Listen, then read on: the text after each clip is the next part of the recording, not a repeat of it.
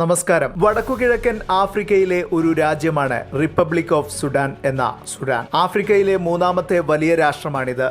വിസ്തൃതിയിൽ ലോകത്തിലെ 16ാമത്തെ രാജ്യവുമാണ് സുഡാൻ. 50 ലക്ഷത്തിലേറെ ജനങ്ങളുണ്ട് ഇവിടെ. 97% സുന്നി ഇസ്ലാം മതവിശ്വാസികളാണ്. ശേഷിക്കുന്ന 3% ക്രൈസ്തവരും. ആഭ്യന്തര കലാപത്തിൽ രക്തരൂക്ഷിതമായിരിക്കുകയാണ് ആ മണ്ണ്. ദിവസങ്ങൾക്കകം തന്നെ ആയിരക്കണക്കിന് കഴുത്തറുത്തും വെടിയേറ്റും പിടഞ്ഞു മരിച്ചു. കുഞ്ഞുകുട്ടികൾ ഉൾപ്പെടെ കലാപകാരികളുടെ കശാപ്പിനിരയായത് നിരവധി പേർ. പെൺകുട്ടികളും സ്ത്രീകളും ക്രൂരമായ ലൈംഗികാതിക്രമത്തിന് ഇരകളായവർ ക്രൈസ്തവ വിഭാഗത്തിലുള്ളവരാണെന്നത് വ്യക്തമാക്കുന്നത് വെറും ആഭ്യന്തര കലാപം മാത്രമല്ല, മറിച്ച് ഒരു വംശഹത്യയാണ് സുഡാനിൽ നടക്കുന്നതെന്ന് മനസ്സിലാക്കി തരും. വീഡിയോയിലേക്ക് കടക്കും മുൻപ് ഒരു അഭ്യർത്ഥന. നമ്മുടെ ചാനൽ നിങ്ങൾക്ക് ഇഷ്ടപ്പെടുകയാണെങ്കിൽ ലൈക്ക് ചെയ്യുക, കമന്റ് ചെയ്യുക, സബ്സ്ക്രൈബ് ചെയ്യുക. പ്രിയപ്പെട്ടവർക്കായി പങ്കുവയ്ക്കുക. ഇഷ്ടമായില്ലെങ്കിൽ അക്കാര്യവും രേഖപ്പെടുത്താം. നിങ്ങളുടെ പിന്തുണ മാത്രമാണ് ഞങ്ങളുടെ പിൻബലം. 1956 ബ്രിട്ടൻ സ്വതന്ത്രമാക്കിയ സുഡാൻ എക്കാലവും രാഷ്ട്രീയ അസ്ഥിരതയിൽ വലഞ്ഞ ചരിത്രമാണ് പറയുന്നത്. അതിന്റെ പാരമ്യമാണ് 2023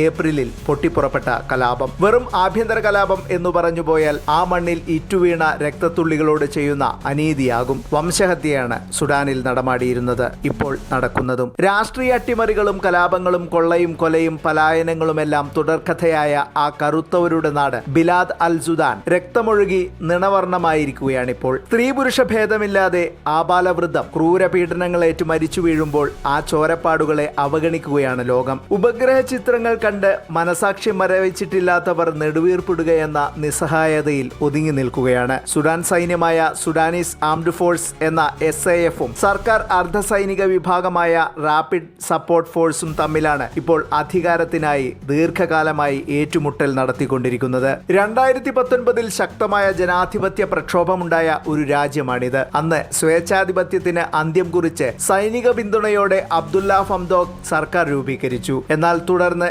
SAF തലവൻ അബ്ദുൽ ഫത്താഹ് അൽ ബുർഹാനും RSF തലവൻ ജനറൽ മുഹമ്മദ് ഹംദാൻ ദഗോലയും ഒരുമിച്ചു ചേർന്ന് ആ സർക്കാരിനെ അട്ടിമറിച്ചു. തുടർന്ന് ബുർഹാനും ദഗോലയും അധികാരം സ്വന്തമാക്കി.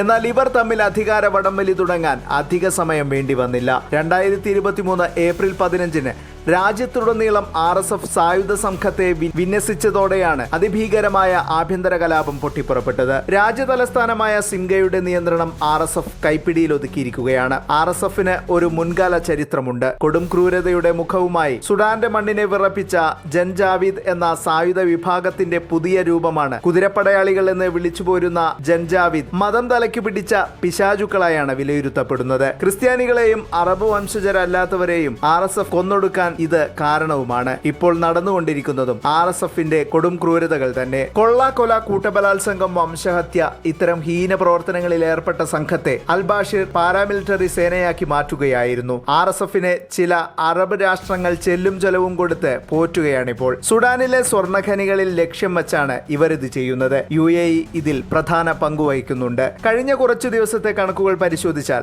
ആയിരക്കണക്കിന് പേരാണ് കൊല്ലപ്പെട്ടിരിക്കുന്നത്. ഐക്യരാഷ്ട്രസഭയുടെ കണക്കുകൾ പ്രകാരം 2023 മുതൽ ഇതുവരെ 40,000-ത്തിലധികം പേർ കൊല്ലപ്പെട്ടുവെന്നാണ് പറയുന്നത്. രാഷ്ട്രീയ അസ്ഥിരത സൃഷ്ടിച്ച് കലാപങ്ങൾ തുടങ്ങി. പിന്നീട് അത് ഭീകരമായ വംശഹത്യയാക്കുന്നതിന്റെ യഥാർത്ഥ ചിത്രങ്ങളാണ് ഇന്ന് സുഡാൻ. ലോകത്തിന്റെ നിറയുള്ള കണ്ണുകൾ അവിടെ ശേഷിക്കുന്നവരുടെ ജീവനുമേൽ പതിയാൻ വൈകരുതെന്നാണ് മനസാക്ഷിയുള്ളവരുടെ പ്രാർത്ഥന. മറ്റൊരു വീഡിയോയുമായി വീണ്ടും വരാം. നന്ദി, നമസ്കാരം.